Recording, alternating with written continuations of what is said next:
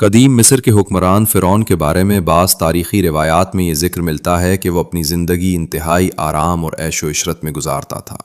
اس کے دربار اور محل میں ہر طرح کی سہولتیں موجود تھیں اور وہ اپنے آپ کو عام انسانوں سے مختلف اور برتر سمجھتا تھا۔ روایات کے مطابق فرعون کے بارے میں یہ دعویٰ کیا جاتا تھا کہ اسے عام انسانوں کی طرح بیماریوں کا سامنا نہیں ہوتا تھا۔ کہا جاتا تھا کہ اسے نہ کھانسی ہوتی تھی، نہ نزلہ، نہ سر درد، اور نہ ہی ایسی عام تکالیف جو عام لوگوں کو پیش آتی ہیں۔ اسی وجہ سے اس کے درباری اور ماننے والے اسے غیر معمولی انسان سمجھنے لگے تھے۔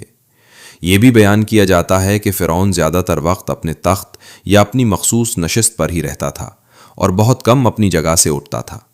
اس کی زندگی اس قدر آرام دہ تھی کہ اسے روزمرہ کے بہت سے کاموں کی بھی ضرورت پیش نہیں آتی تھی۔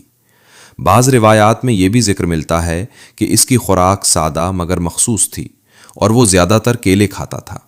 کہا جاتا ہے کہ وہ طویل عرصے تک اپنی جگہ سے نہیں اٹھتا تھا اور اسی وجہ سے اس کی زندگی عام انسانوں کی زندگی سے بالکل مختلف دکھائی دیتی تھی۔ یہ تمام باتیں فرعون کے ذہن میں ایک ایسا غرور پیدا کرنے کا سبب بن گئیں جس کی وجہ سے وہ اپنے آپ کو دوسروں سے برتر سمجھنے لگا۔ اسی تکبر نے اسے یہ گمان دے دیا کہ اس جیسا کوئی انسان نہیں ہے۔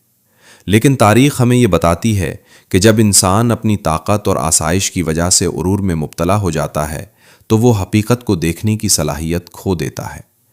فرعون کی زندگی بھی اسی غرور کی ایک مثال بن کر تاریخ میں باقی رہ گئی۔